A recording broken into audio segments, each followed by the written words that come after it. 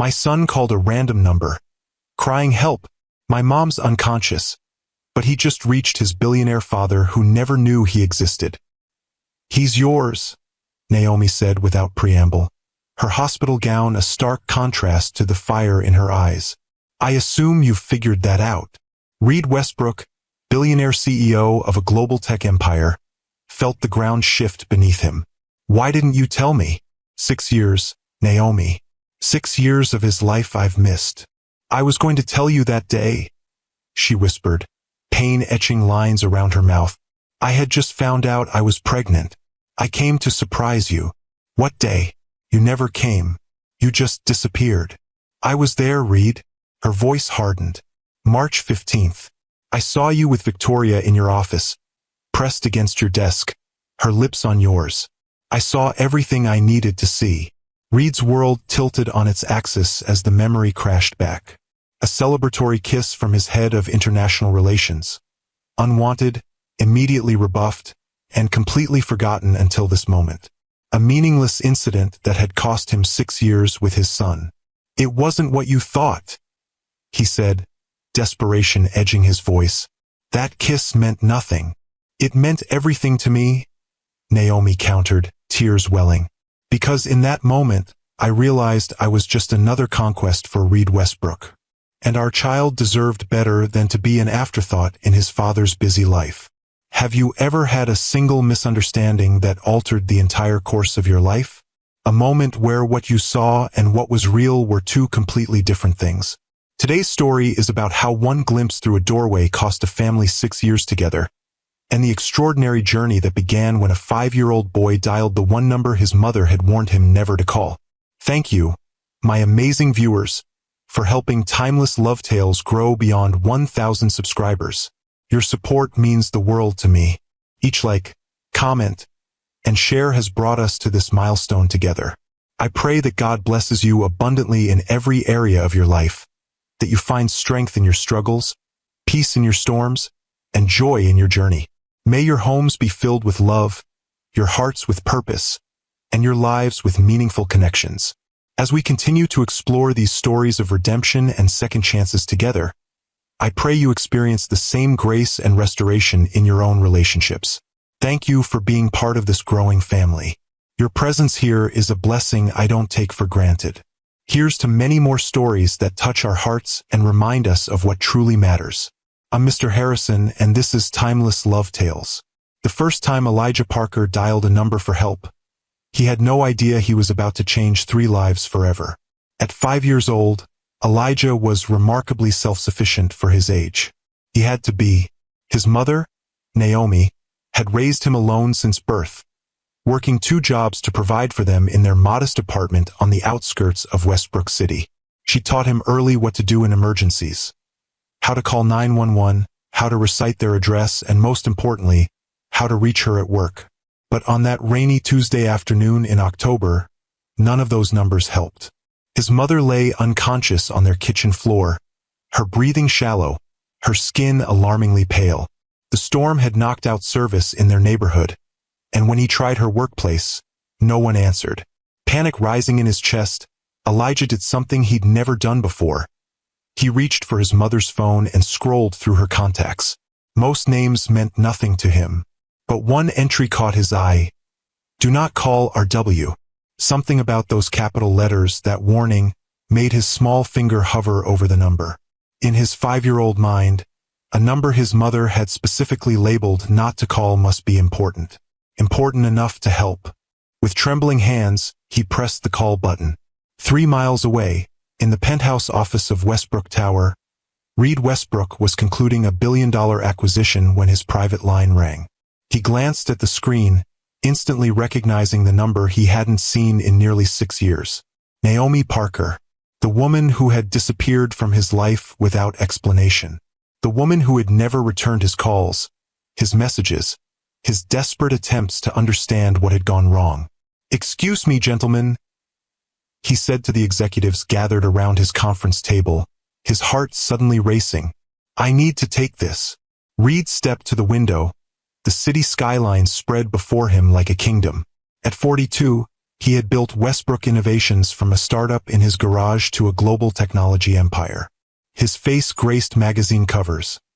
His name appeared on lists of the world's wealthiest individuals. What he didn't have, what he had lost when Naomi vanished, was the only person who had ever seen beyond his wealth to the man beneath. "Naomi?" he answered, unable to keep the question from his voice. The silence on the other end lasted just long enough for him to consider hanging up. Then came a small, frightened voice. "Hello? Please help. My mom won't wake up." Reed's world tilted on its axis. A child. A small child using Naomi's phone. "Who is this?" he asked, though a part of him already knew, already was calculating the years, the months, the possibility that had never occurred to him until this moment. "Elijah Parker. My mom is on the floor and she won't wake up and the phones aren't working and I don't know what to do." The words tumbled out in a rush, punctuated by a sob that sounded painfully young. "Okay, Elijah. Take a deep breath." Reed's mind shifted into the same problem-solving mode that had built his empire. "Where are you?" "Apartment 4B, 1720 Oakwood Drive." Reed was already moving, signaling to his assistant as he headed for the door. "I'm going to help you, Elijah. Stay on the line." "Is your mom breathing?" "Yes, but it sounds funny.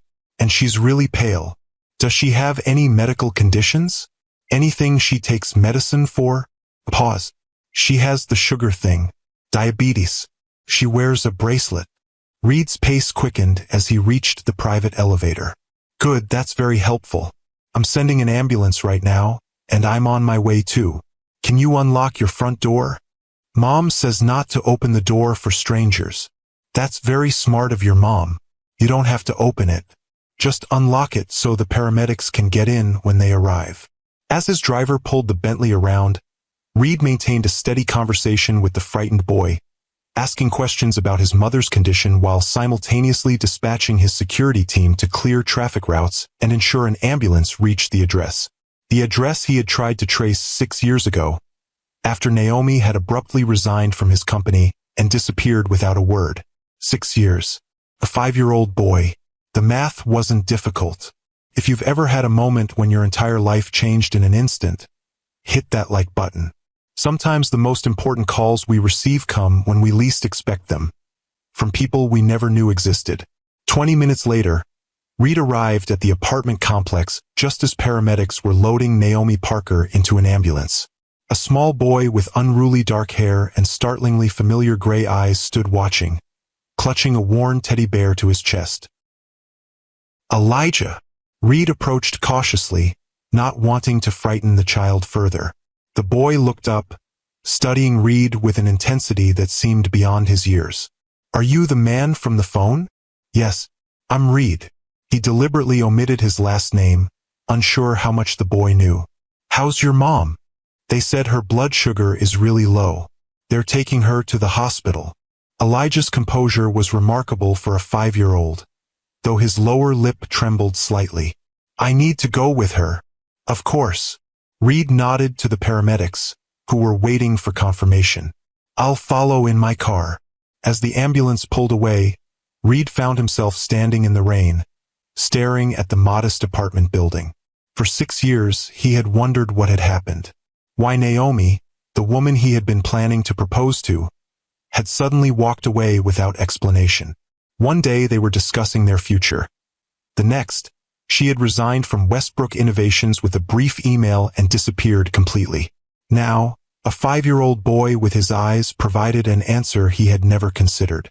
At Westbrook Memorial Hospital, renamed after Reed's substantial donation 3 years earlier, Naomi Parker was stabilized quickly. Severe hypoglycemia, the doctors explained. She had apparently missed a meal while fighting off a virus, a dangerous combination for someone with type 1 diabetes. Reed sat in the waiting room, watching Elijah color quietly in a book provided by a nurse. The boy hadn't asked why the stranger was still here, hadn't questioned Reed's authority when he'd handled the admission paperwork or spoken with the doctors. He seemed to accept Reed's presence with the simple logic of childhood. Reed had answered his call for help, therefore Reed was a helper. If only adult relationships were so straightforward. "Mr. Westbrook?" A nurse appeared at his elbow, her eyes wide with the recognition that often accompanied his name. Ms. Parker is awake now. She's asking for her son. Reed nodded. Elijah, your mom's awake. Let's go see her. The boy gathered his things quickly, relief evident in every movement. As they walked down the corridor, Reed felt an unfamiliar tightness in his chest. What would Naomi say when she saw him? Would she explain why she had left? Why she had kept this child, his child he was now certain, a secret from him? They reached the door to her room, and Elijah rushed forward. Reed hung back, watching through the doorway as the boy climbed onto the bed and was enveloped in his mother's arms. Naomi looked thinner than he remembered, her once vibrant face now lined with the fatigue of single parenthood, but her eyes were the same, deep amber that had once looked at him with such warmth. Those eyes now widened in shock as they registered his presence in the doorway. Reed! Her voice was barely a whisper. Hello, Naomi. He remained where he was, not wanting to intrude on their space. Elijah called me. Your phone service was out. Confusion crossed her face, followed quickly by understanding and then something like dread. Elijah, honey, how did you find Mr. Westbrook's number? It was in your phone, the boy explained, oblivious to the tension crackling between the adults. The one that said, do not call. But I had to, Mom. You wouldn't wake up. Naomi closed her eyes briefly, her arms tightening around her son. You did the right thing, baby. You were very brave. She looked back at Reed, her expression guarded. Thank you for helping him. Of course. Reed hesitated, then added, he's a remarkable boy. Something flickered across Naomi's face. Pride, fear, resignation. Yes, he is. A nurse appeared beside Reed. Ms. Parker needs to rest now, and we need to complete some paperwork for her discharge tomorrow. Can I stay with Mom? Elijah asked, his small face creased with worry. I'm afraid not, sweetheart, the nurse said kindly. Hospital policy, but you can come back first thing in the morning. Reed saw the panic rising in the boy's eyes and made a split-second decision. Elijah can stay with me tonight. I live nearby. Absolutely not, Naomi said sharply, then softened her tone at her son's startled look. I mean, that's very kind, but Elijah has his grandmother nearby. She can watch him. Grandma's in Florida, Mom, Elijah reminded her. Remember? She won't be back until next week. Naomi's face fell. Reed could see her calculating options. None of them good. A night in foster care. A distant acquaintance. A colleague who barely knew her son. Naomi, Reed said quietly, stepping into the room. We have things to discuss, you and I. But right now, Elijah needs somewhere safe to stay.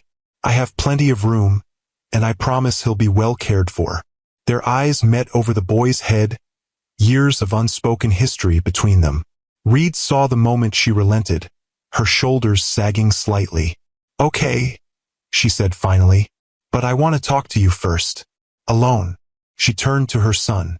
Elijah, can you go with the nice nurse for a few minutes? She'll get you a snack from the cafeteria. Once they were alone, the room seemed smaller, charged with tension. Naomi adjusted her hospital bed to a sitting position, gathering her strength. He's yours, she said without preamble. I assume you've figured that out. Reed nodded, his suspicion confirmed yet still somehow shocking to hear aloud. Why didn't you tell me? Naomi looked away, pain etching lines around her mouth. I was going to. That day I came to your office to surprise you with the news. Reed's brow furrowed in confusion. What day? You never came to tell me anything. You just disappeared. I was there, Reed. Her voice was quiet but firm. 6 years ago, March 15th. I had just found out I was pregnant that morning. I was so excited, so nervous. I thought you'd be happy. I thought we were building something real. The date struck him with sudden clarity. March 15th. The day Westbrook Innovations had secured its first major international contract.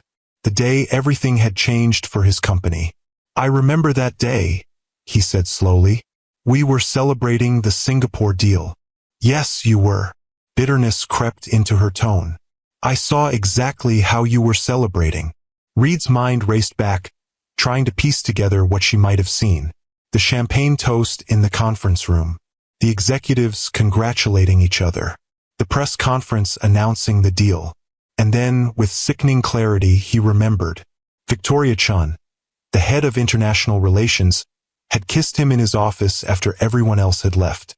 A celebratory kiss that had meant nothing to him, that he had pulled away from almost immediately. A meaningless moment he had forgotten entirely until this very second. "Naomi," he said, realization dawning. "Did you see Victoria kiss me that day?" The flash of pain across her face was answer enough. "I saw more than a kiss, Reed. I saw you with your arms around her, saw her pressed against your desk. I didn't need to see more." "No, that's not." He stopped, took a breath. "It wasn't what you thought. Victoria kissed me, yes. It was inappropriate and unexpected, and I stopped it immediately. It meant nothing. It meant everything to me," Naomi countered, "because in that moment I saw the truth, that I was just another conquest for Reed Westbrook. That while I was dreaming about building a family with you, you were already moving on to the next beautiful executive." "That's not true," Reed insisted, frustration building. "Victoria meant nothing to me. You were everything." "Was I?" Naomi's gaze was steady now, challenging. "You never once mentioned a future with children. Every time I brought up family, you changed the subject to your company's growth, your 5-year plan, your global expansion. I was already afraid you wouldn't want our baby. Seeing you with her just confirmed what I already suspected, that I was temporary in your life." Reed felt as if the ground were shifting beneath him. All these years, he had wondered what he had done wrong, why the woman he loved had vanished without a word. Now he understood that a single misinterpreted moment, combined with his own failure to communicate his feelings, had cost him 6 years with his son. "You should have talked to me," he said finally. "You should have given me the chance to explain, to be part of his life." "Maybe," she conceded. "But I was 26, pregnant, heartbroken, and terrified. I made the choice I thought was best for my child." Naomi's gaze was steady. "I didn't want him to be an afterthought in his father's busy life, or worse, resented as an obstacle to your goals. If you've ever made a decision based on what you thought you saw rather than what was actually happening, comment below. Sometimes the stories we tell ourselves can change the course of our lives, and the lives of those we love." Reed wanted to argue, to defend himself, but the truth was, she might have been right. The man he had been 6 years ago had been obsessed with his company's growth, with proving himself to the world. Would he have embraced fatherhood then? Or would he have seen it as a complication, a distraction from his ambitions? "Does he know about me?" he asked instead. "He knows his father is someone who wasn't ready to be a parent. That's all." She looked down at her hands. "I've never spoken badly of you. I just didn't speak of you at all." Reed absorbed this, trying to imagine growing up without any knowledge of one's father. He had lost his own parents young, but at least he'd had memories, photographs, stories. Elijah had none of that. "I'd like to know him," he said, surprising himself with the truth of it. "If you'll allow it." Naomi studied him, searching for something in his face. "Why? What's changed?"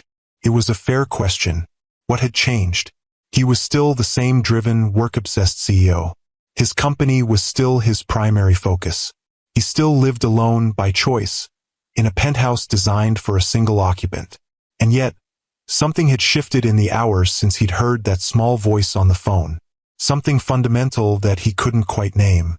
"I don't know," he admitted. "But when he called me today, when I heard how scared he was, I just knew I needed to help. Not as some abstract good deed, but because it mattered. He mattered." Naomi's expression softened slightly. "That's a start, I suppose." She sighed, fatigue evident in every line of her body. "You can take him tonight. But Reed, be careful with him. He's not a business acquisition or a project. He's a little boy who's had a very frightening day." "I understand." Reed hesitated, then added, "For what it's worth, you've done an amazing job with him. He's poised, articulate, brave. That's all you. A ghost of a smile touched her lips. Not all me. He has your analytical mind. And your stubbornness. When Elijah returned, clutching a pudding cup and looking exhausted, Reed felt a strange new protectiveness wash over him. This child, his child, had faced an adult's emergency with remarkable courage. Now it was Reed's turn to be brave. Ready for an adventure, Elijah? He asked, keeping his tone light. Your mom needs to rest tonight, so you're going to stay at my place. It has a pretty amazing view of the city. Elijah looked to his mother for confirmation. At her nod, he turned back to Reed. Do you have any books? Mom always reads me a story before bed. I'm sure we can find some, Reed promised, making a mental note to have his assistant arrange for a selection of children's books to be delivered immediately. And maybe we can get pizza for dinner? The boy's face brightened slightly. With pepperoni? Absolutely with pepperoni. As they prepared to leave, Elijah hugged his mother fiercely. I'll be back tomorrow, Mom. First thing. I know you will, brave boy. Naomi kissed his forehead, then looked up at Reed. Take care of him. The words carried weight beyond their simple meaning. Take care of him. Not just tonight, but perhaps. Reed pushed the thought aside. One step at a time. I will, he promised. The drive to Reed's penthouse was quiet, Elijah gazing out the window at the city lights with wide eyes. Reed found himself stealing glances at the boy's profile, noting the shape of his nose, Naomi's, the set of his jaw, definitely Reed's, the thoughtful furrow of his brow, a perfect blend of them both. Your car is really nice, Elijah said finally, breaking the silence. Mom and I take the bus mostly. Sometimes we get a taxi for special occasions. Reed felt an unexpected pang. While he had been amassing billions, his son had been riding public transportation. While he had been acquiring companies and properties around the globe, Naomi had been raising their child in a modest two-bedroom apartment. The bus can be very efficient, he said, unsure how to respond, and better for the environment than everyone driving separate cars. Elijah nodded seriously. That's what Mom says too. She says we should leave a small carbon footprint. When they arrived at Westbrook Tower, Elijah's eyes grew even wider. The sleek glass building rose 60 stories above the city, its top floors illuminated against the night sky. You live here? He asked, awe evident in his voice. At the top, Reed confirmed, leading him through the private entrance to his executive elevator. I can see the whole city from my windows. The penthouse, when they entered it, struck Reed suddenly as cold and impersonal through a child's eyes. The minimalist design, the monochromatic color scheme, the absence of any personal photographs or mementos. It was the home of a man who lived in his head, not his heart. Wow, Elijah said, but his enthusiasm seemed muted as he took in the stark space. It's really big. Yes, it is. Reed felt oddly self-conscious. Too big for one person, really? Don't you get lonely? The question, so direct and innocent, caught Reed off guard. Did he get lonely? He was surrounded by people all day, executives, assistants, employees, clients. His schedule was packed from dawn until well past dusk. He had dinner reservations at the city's finest restaurants weeks in advance. But lonely? The word had never occurred to him. I stay very busy, he said finally. With work.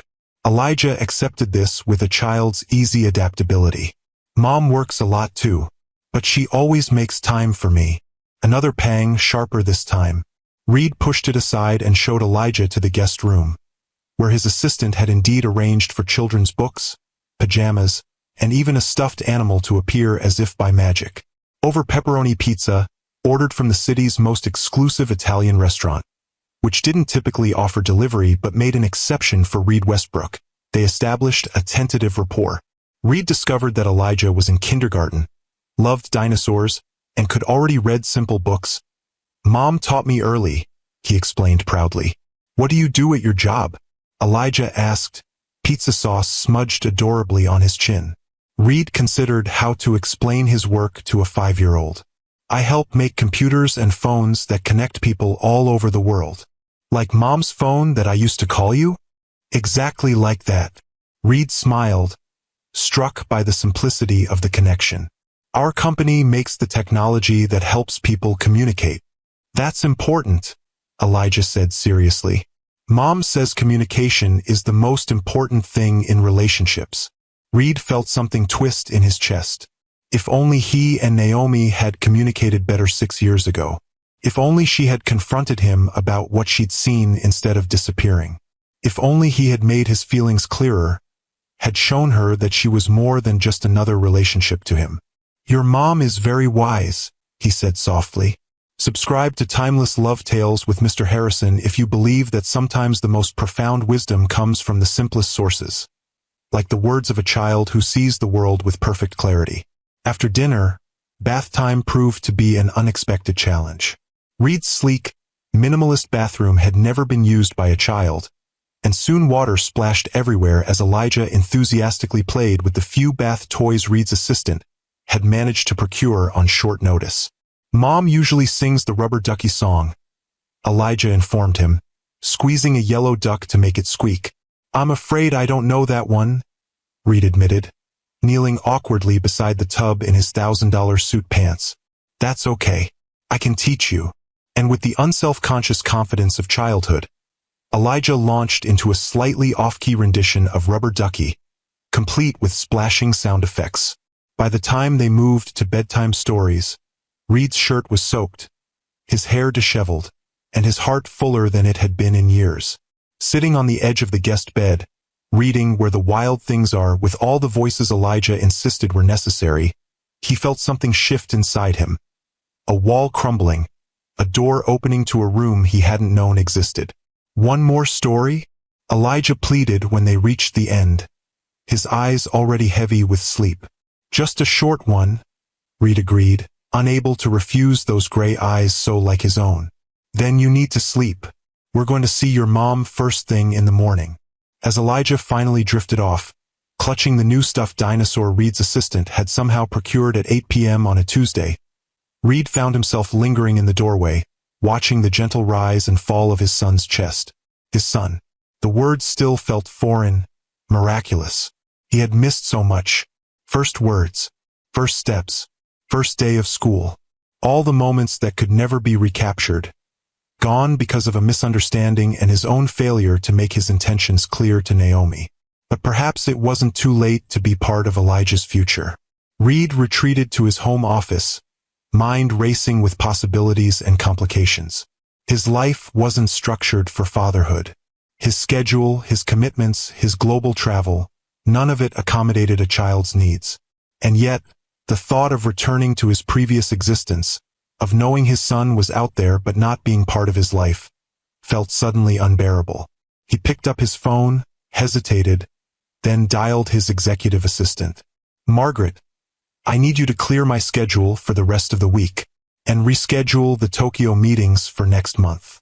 Also, I need you to find me the best family law attorney in the city, not for litigation, for consultation. After hanging up, Reed moved to the floor-to-ceiling windows that showcased the city he had helped shape. Somewhere out there was the life he could have had, a life with Naomi and Elijah, a family rather than just an empire. He had lost that possibility through a misunderstanding and his own failure to prioritize what truly mattered. But perhaps it wasn't too late to build something new. Morning came too quickly, with Elijah bouncing into Reed's room at 6 a.m., fully dressed and eager to see his mother. Reed, who typically woke at 5 for his morning workout, had slept fitfully, his dreams filled with images of what might have been. Is it time to go yet? Elijah asked for the third time as Reed tried to coax him into eating breakfast. Mom will be waiting. The hospital won't discharge her until at least 9, Reed explained patiently. And she needs her rest. We'll go soon, I promise. When they finally arrived at the hospital, Elijah raced ahead to his mother's room while Reed hung back, suddenly uncertain of his welcome. He had spent the night caring for their son. Yes, but that didn't erase 6 years of absence, even if that absence hadn't been his choice. From the doorway, he watched their reunion. Elijah chattering excitedly about the penthouse, the view, the pizza, while Naomi listened with a smile that didn't quite reach her eyes. She looked better this morning. Some color returned to her cheeks, but still fragile in a way that made Reed's chest tighten. Reed took me to the very top of his building, Mom. You can see everything from up there. And we had pizza and he read me 3 stories, and he didn't even know the Rubber Ducky song, but I taught him and— Slow down, sweetheart. Naomi laughed, running a hand through her son's unruly hair. I'm glad you had fun, but remember to breathe between sentences. Her eyes met Reed's over Elijah's head, a silent question in them. Had it been okay? Had their son been happy? Had Reed managed this unexpected responsibility? He nodded slightly, hoping to reassure her.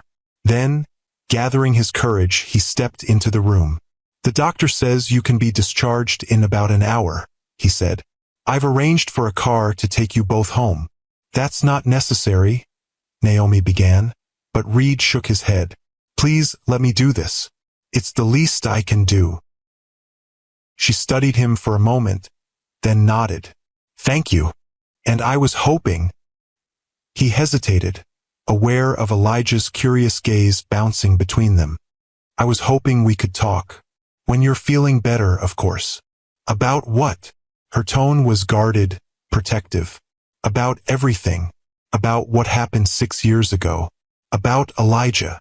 Reed met her gaze directly. About how we move forward from here. Naomi's expression softened slightly. I suppose we do need to talk. Can I go back to Reed's house again? Elijah asked suddenly, looking between his parents with hopeful eyes. He has a telescope. He said we could look at the stars next time. Next time. The simple phrase hung in the air between them, laden with possibility and complication. We'll see, sweetheart, Naomi said carefully. Right now, let's focus on getting home. If you've ever had a moment when you realized that what you thought you wanted wasn't what you truly needed, hit that like button. Sometimes our greatest blessings come disguised as our biggest challenges. The ride to Naomi's apartment was quiet, Elijah having fallen asleep against his mother's shoulder in the back of the luxury SUV Reed had arranged.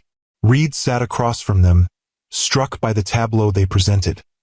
The family he might have had, the life he had missed. He's extraordinary, Reed said softly, breaking the silence. You've done an amazing job with him. Naomi's arms tightened slightly around their sleeping son. He's my whole world. I understand that now. Reed hesitated, then continued. Naomi, about what happened 6 years ago. Not now, she interrupted gently, glancing down at Elijah. Not in front of him, even if he's asleep. Reed nodded, respecting her boundary. When then? I have so much I want to say, to explain. She studied him, her amber eyes searching his face for something.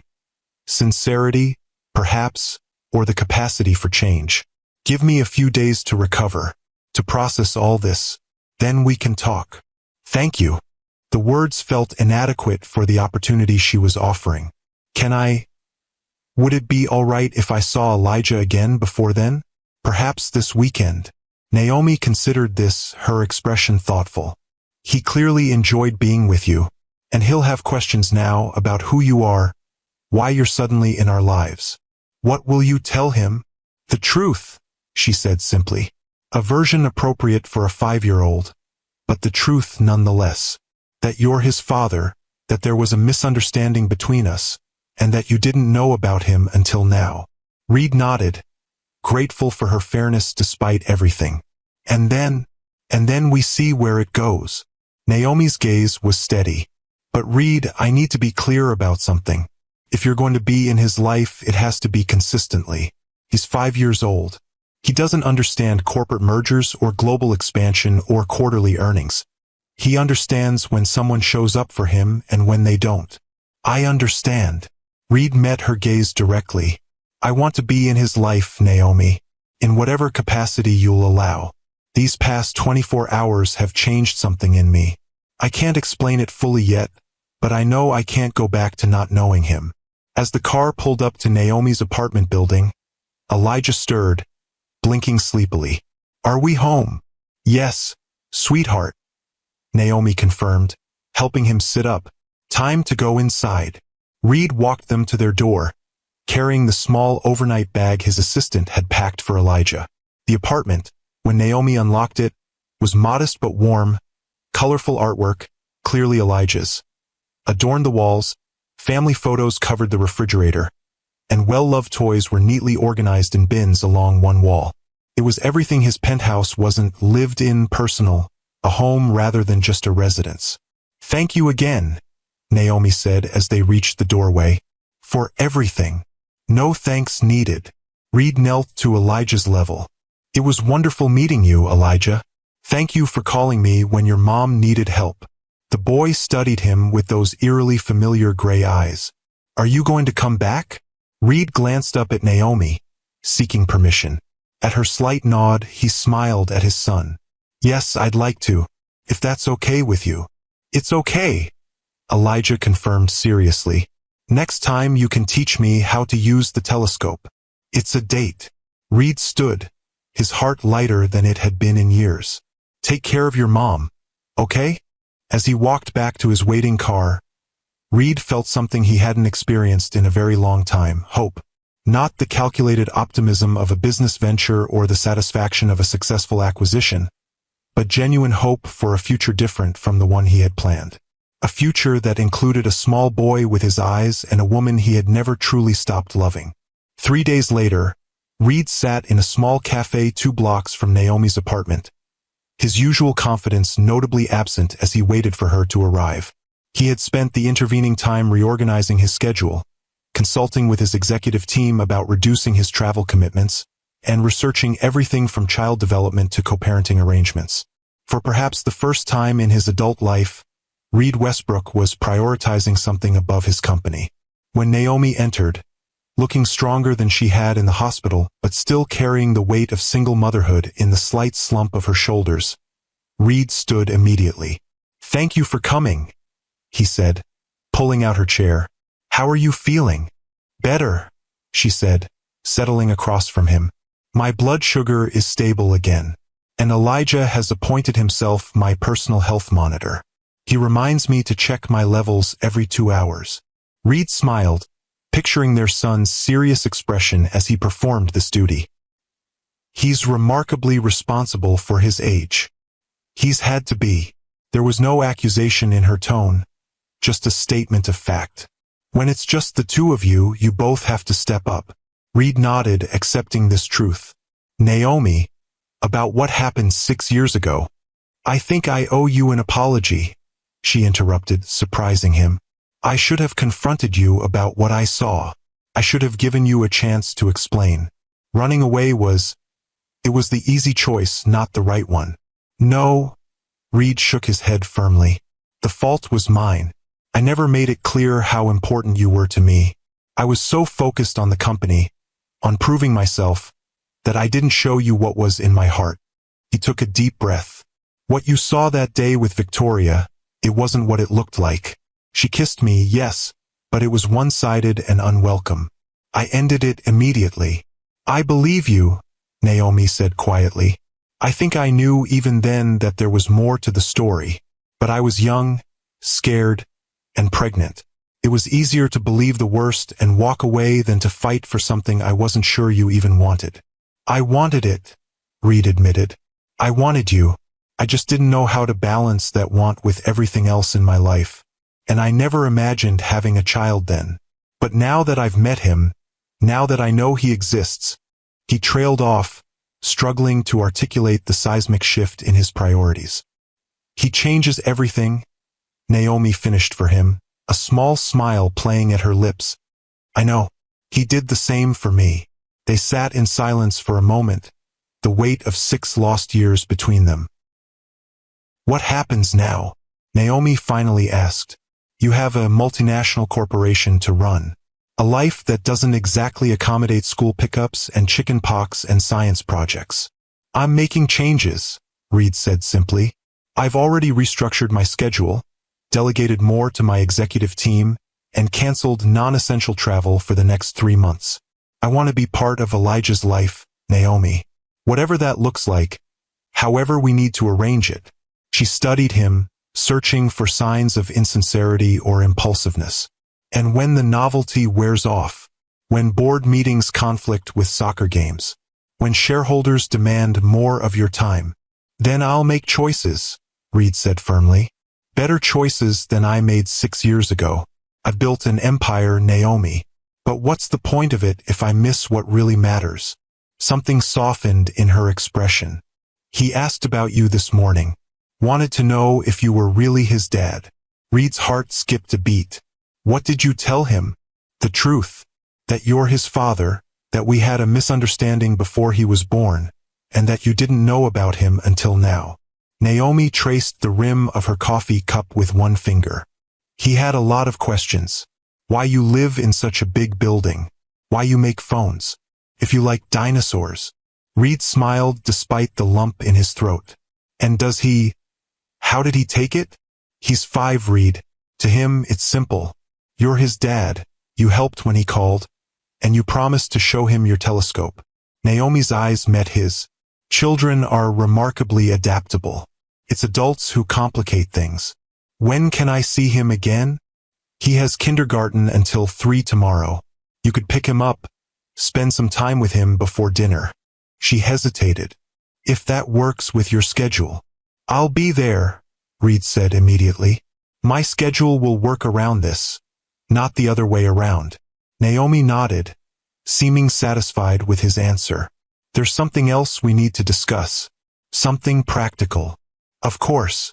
Child support. She straightened slightly, her expression becoming more businesslike.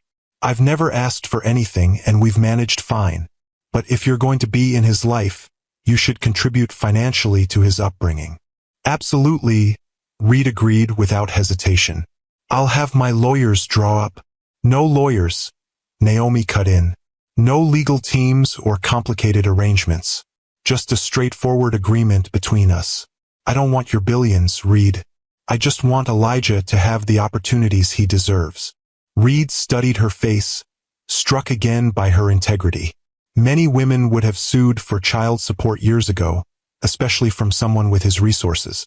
Many would be demanding back payments, trust funds, extravagant compensation for years of single parenting. But not Naomi. Never Naomi. Whatever you think is fair, he said finally. But I want to set up a college fund for him as well. And perhaps we could discuss his schooling. There are excellent private academies that might challenge him more than one step at a time, Naomi interrupted gently. Let's focus on building a relationship first. The rest will follow. Reed nodded, accepting her wisdom. You're right. As usual. A small smile touched her lips. I've had 6 years of practice making decisions for him. It might take some getting used to sharing that responsibility. I'm a quick learner, Reed promised. As they parted outside the cafe, an awkward moment hung between them. Not quite friends, no longer lovers, not yet comfortable co-parents. Reed resisted the urge to touch her, to bridge the physical gap that mirrored the emotional one. Tomorrow at 3, Naomi confirmed. Sunshine Kindergarten on Maple Street. He'll be the one with the dinosaur backpack. I'll be there, Reed promised again. Thank you, Naomi, for this chance. She nodded, her expression unreadable. Don't thank me yet. Being a parent is the hardest job you'll ever have. And unlike your company, you can't delegate the difficult parts. If you've ever had to rebuild trust after it was broken, or find your way back to someone who matters to you, share your thoughts in the comments. The hardest journeys often lead to the most meaningful destinations. The next day, Reed arrived at Sunshine Kindergarten 20 minutes early, parking his Bentley among the modest sedans and minivans of other parents.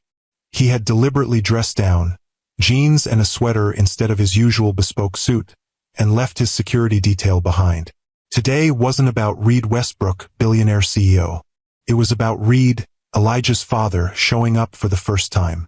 As children began streaming out of the cheerful yellow building, Reed scanned the small faces anxiously. Then he spotted him. A tiny figure with a disproportionately large green dinosaur backpack, dark hair falling across his forehead as he carefully navigated the steps. Elijah, Reed called, waving slightly. The boy's head snapped up, his eyes widening in recognition. For a heart-stopping moment, Reed feared he might not come over, might not want this strange new father in his life. Then Elijah broke into a run, weaving between other children until he reached Reed's side. "You came," he exclaimed, bouncing slightly on his toes. "Mom said you might, but I wasn't sure. I promised, didn't I?" Reed knelt to his level. "And I always keep my promises. Always." Elijah's expression turned serious, evaluating this claim. "From now on," Reed amended, recognizing the importance of honesty. "Always from now on." This seemed to satisfy Elijah. "Can we go see your telescope now?" Reed laughed, surprised by the directness. "How about we get ice cream first? Then we can go to my place and look at the telescope." "Chocolate ice cream?" "Any flavor you want." As they walked hand in hand to a nearby ice cream parlor, Reed having decided the Bentley could wait, he found himself bombarded with questions. Why was his building so tall? Did he know the people who lived on the other floors? How did telescopes work? Did he like T-Rex or Triceratops better? Had he ever seen a real dinosaur bone? Reed answered each question patiently, marveling at the rapid-fire curiosity of his son's mind. This, he realized, was what he had missed for 6 years. Not just milestones like first steps or first words, but the everyday wonder of a child discovering the world. Over ice cream cones, chocolate for Elijah, vanilla for Reed, the questions turned more personal. "Mom says you're my dad," Elijah stated, chocolate smeared across his chin. "Yes, I am," Reed confirmed, heart racing despite his outward calm. "But you didn't know about me until I called you." "That's right." Elijah considered this, licking his ice cream thoughtfully. "Were you sad when you found out you missed my birthdays?" The question, so innocent yet so profound, caught Reed off guard. "Yes," he said honestly. "Very sad. I would have liked to be there for all of them." "That's okay," Elijah said with a child's easy forgiveness. "You can come to my next one. I'll be 6 in April. Mom usually makes a dinosaur cake." "I'd like that very much," Reed said, swallowing past the lump in his throat. "Do you have a dad?" Elijah asked next, switching topics with dizzying speed. "I did. He died when I was young." "That's sad." Elijah's face fell momentarily. "Did he teach you things before he died?" Reed thought back to his own father, a hard-working man who had sacrificed everything to give his son opportunities he'd never had. "Yes, he taught me a lot. How to work hard. How to solve problems. How to build things." "Will you teach me things too?" "Absolutely," Reed promised. "Whatever you want to learn." Elijah beamed, ice cream forgotten for a moment. "I want to learn everything." Later, at the penthouse, Reed showed Elijah how to use the telescope, explaining in simple terms how it magnified distant objects. Though it was still daylight and they couldn't see stars yet, Elijah was fascinated by the view of the city, pointing out landmarks and asking questions about buildings Reed had never really noticed despite seeing them every day. "That's where Mom works," Elijah said, pointing to a nondescript office building in the distance. "She helps people get jobs." Reed adjusted the telescope slightly. "Your mom is very good at helping people. She helped Mrs. Rodriguez get a job at the grocery store, and now Mrs. Rodriguez gives us free apples sometimes." Elijah looked up from the telescope. "Do you help people get jobs too?" "In a way," Reed said, thinking about the thousands of people employed by Westbrook Innovations. "My company creates jobs for lots of people." "That's good," Elijah declared with the simple moral certainty of childhood. "Mom says the most important thing is to be kind and help others." Reed felt a twinge of something like shame. When was the last time he had thought about his work in terms of helping others, rather than market dominance or profit margins? When had he last considered kindness as a business value? "Your mom is very wise," he said again, making a mental note to reevaluate some of his company's practices. When it was time to take Elijah home, Reed felt an unexpected reluctance to end their time together. These few hours had flown by, filled with small moments of connection that meant more to him than any business deal he'd ever closed. "Can I come back tomorrow?" Elijah asked as they drove to his apartment. "I have to work tomorrow," Reed said regretfully. "But how about Saturday? We could go to the Natural History Museum. They have real dinosaur bones there. Real ones. Elijah's eyes widened. Promise. Promise. Reed smiled at his son's excitement. And this time, I'll pick you up in the morning so we have the whole day together. At Naomi's apartment, she was waiting with dinner ready. The domestic scene. Naomi in the kitchen, Elijah chattering about his day, struck Reed with a powerful sense of what he had missed, what might have been if not for one misunderstanding and years of silence. He showed me how to use a real telescope, Elijah was telling his mother. And we're going to see dinosaur bones on Saturday. That sounds wonderful, sweetheart, Naomi said, her eyes meeting Reed's over their son's head. Did you thank Reed for the ice cream and telescope lesson? Thank you, Elijah said dutifully, then brightened. Oh, I almost forgot. He dashed to his room, returning moments later with a drawing. I made this for you. It's us looking at stars. Reed accepted the crayon drawing, his throat tight with emotion. Two stick figures, one tall, one small, stood beside what was clearly meant to be a telescope. Above them, multicolored stars filled the sky. It's perfect, he said, meaning it completely. I'm going to put it in my office. Your work office? Elijah asked, surprised. Absolutely. Right where I can see it every day. As Reed prepared to leave, Naomi walked him to the door. He had a good time, she said quietly. Thank you for that. I'm the one who should be thanking you, Reed replied. For today. For raising him to be who he is. For everything. Naomi studied him for a moment. You're different with him than I expected. Different how? More present. More engaged. Less the CEO, more just a dad. She shrugged slightly. It suits you. The compliment warmed him unexpectedly. I'm trying. This is all new to me, but I want to get it right. There is no getting it right in parenting, Naomi said with a small smile. There's just showing up, doing your best, and loving them through the mistakes. Theirs and yours. Reed nodded, absorbing this wisdom. Saturday morning, then? For the museum. He'll be ready, probably with a list of dinosaur facts to test you on. As Reed drove back to his penthouse, the crayon drawing carefully placed on the passenger seat, he felt a strange mixture of joy and regret. Joy for the connection he was building with his son. Regret for all the time they had lost. But perhaps regret was a luxury he couldn't afford now. Perhaps what mattered was making the most of the time they had going forward. Back in his office, Reed cleared a space on the wall directly across from his desk and carefully taped Elijah's drawing at eye level. Then he sat down and began composing an email to his executive team, outlining a new initiative for Westbrook Innovations. One focused on family-friendly policies and community support. It was time for his company to reflect the values he wanted his son to see in him. The next few weeks established a rhythm to their new family dynamic. Reed spent every Saturday with Elijah, their outings becoming the highlight of his week. They visited museums, parks, the zoo, each experience a revelation as Reed saw the world through his son's eyes. He began joining them for dinner twice a week, gradually becoming more comfortable in Naomi's modest apartment than in his own luxurious penthouse. Professionally, Reed delegated more responsibility to his executive team, restructured his workday to end by 5 p.m., and declined non-essential business travel.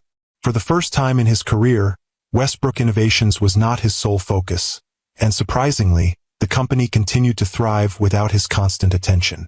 But the real transformation was happening within Reed himself. The driven, sometimes ruthless businessman was giving way to something more balanced, more human. He found himself considering the impact of his decisions not just on profit margins but on people's lives. He began to value time differently, measuring it not in quarters and fiscal years but in moments of connection and growth. One evening, after Elijah had gone to bed, Reed and Naomi sat at her kitchen table, sharing a bottle of wine and discussing their son's upcoming school science fair. He wants to build a model of the solar system, Naomi said. With you. He specifically asked if you could help because, and I quote, Dad knows about space stuff from his telescope. Reed smiled at the casual way Elijah had begun referring to him as Dad in recent weeks. I'd be honored. Though I should warn you, my knowledge of astronomy is pretty basic. It's not about the accuracy of the planets, Naomi pointed out. It's about the time together, the building of something. Reed nodded, understanding the metaphor.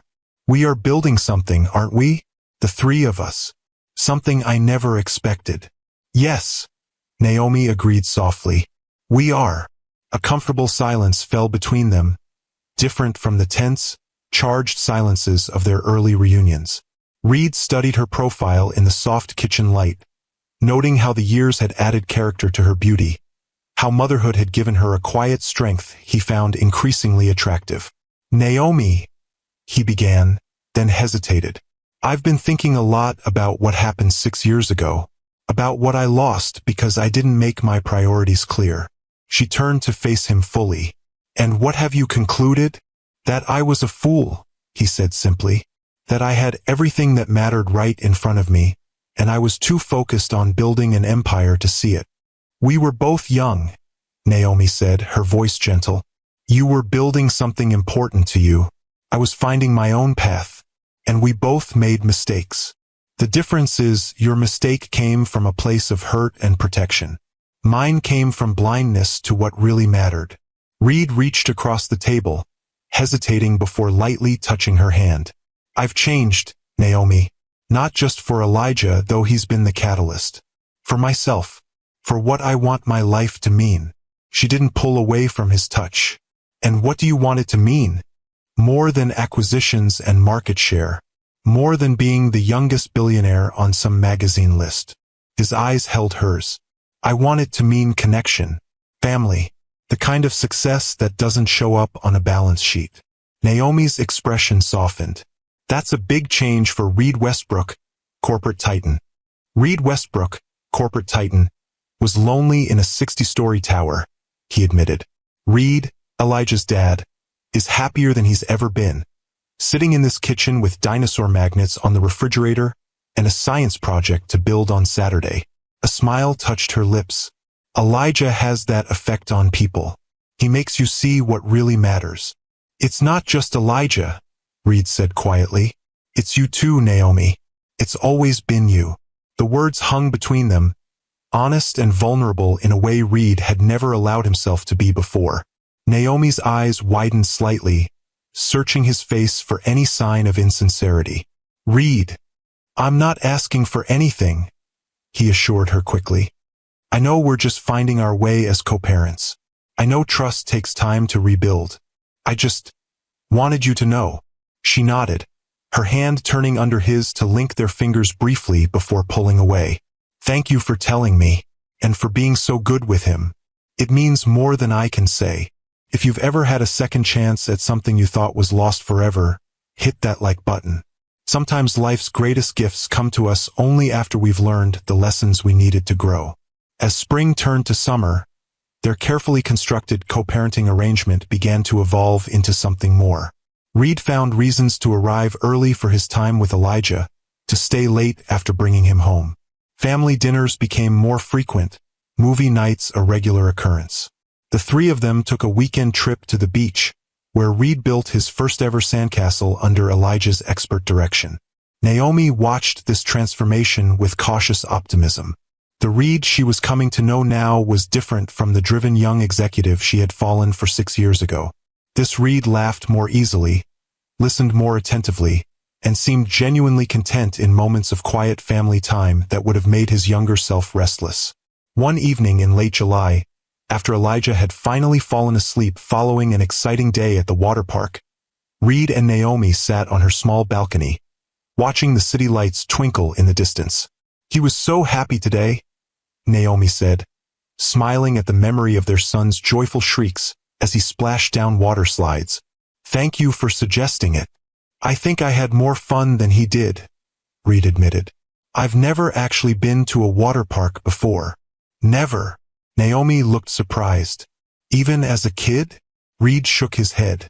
My father worked 2 jobs. There wasn't time or money for things like that. He smiled ruefully. Ironic that I built all this wealth and still never thought to enjoy something so simple until Elijah came into my life. He's good at showing us what we're missing, Naomi agreed. He's been doing that for me since the day he was born.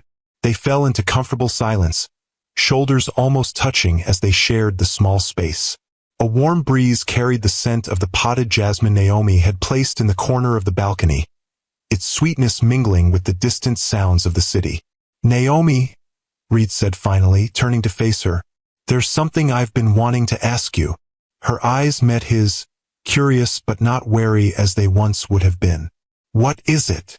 Would you consider? That is, I was wondering if you might. He laughed softly at his own uncharacteristic hesitation. I'm not very good at this. At what?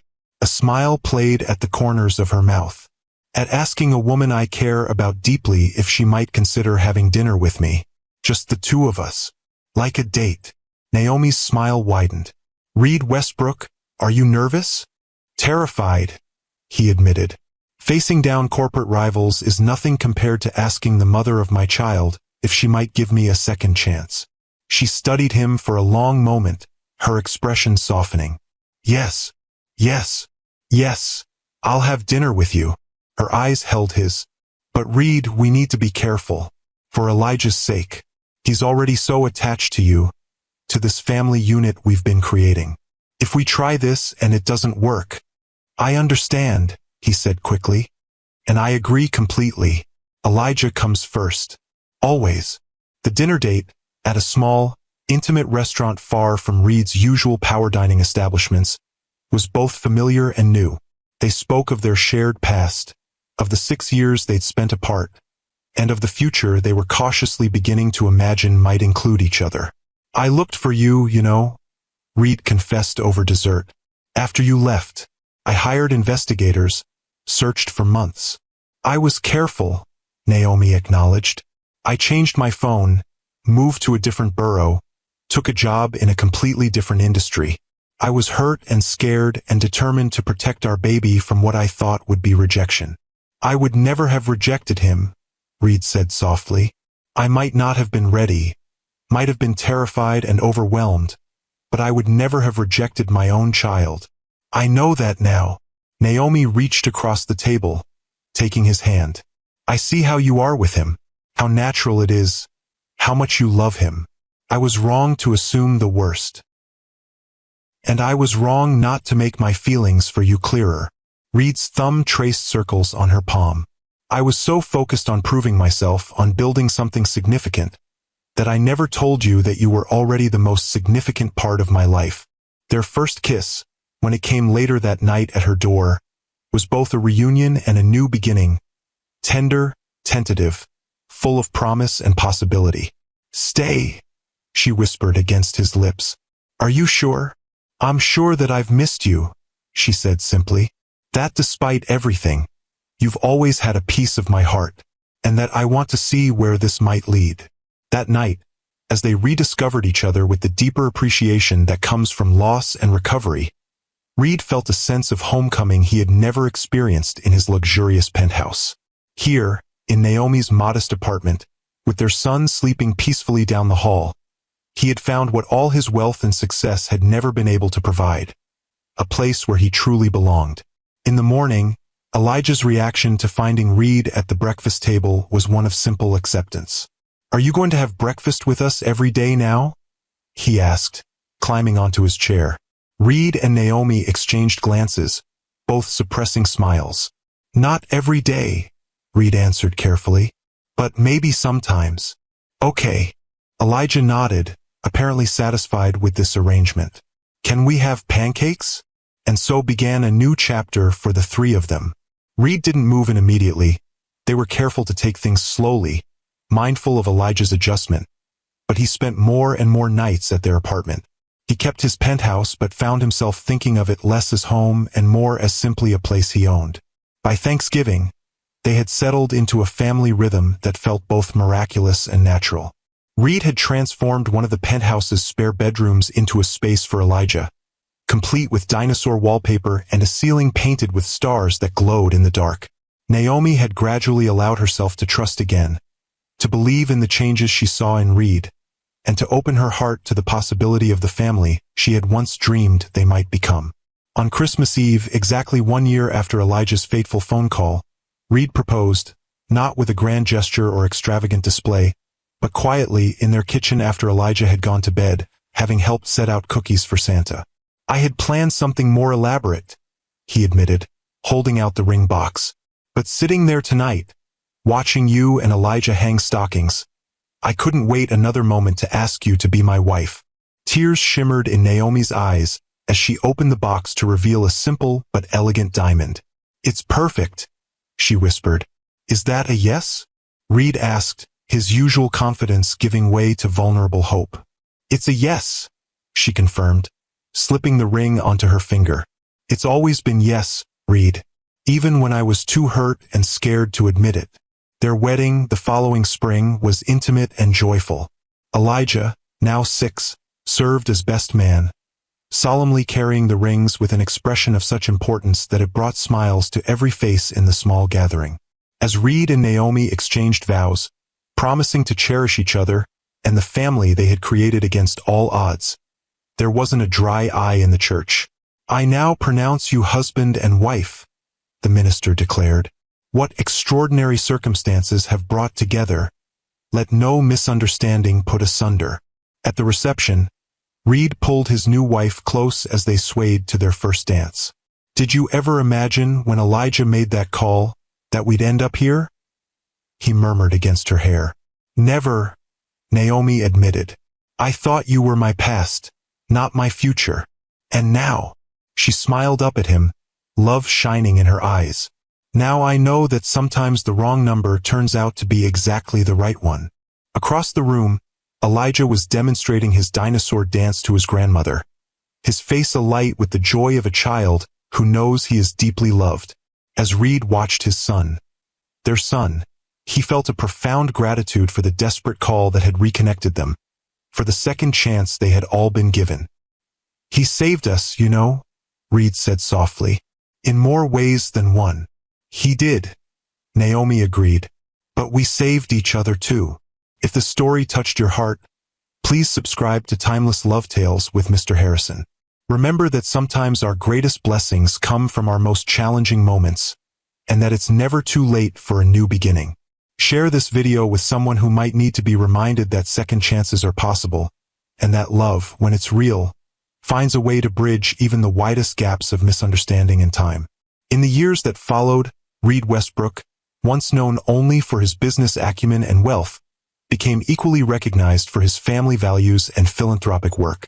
Westbrook Innovations pioneered industry-leading family leave policies and flexible work arrangements. The Westbrook Family Foundation, established on Elijah's 7th birthday, funded programs supporting single parents and children's education. And in their home, a compromise between Reed's desire for space and Naomi's preference for warmth, a house with a yard where Elijah could play and a telescope on the roof for stargazing. They built the life that one phone call, one brave 5-year-old boy, and one second chance had made possible. A life where what mattered most wasn't what you achieved or acquired, but who you loved and how well you loved them.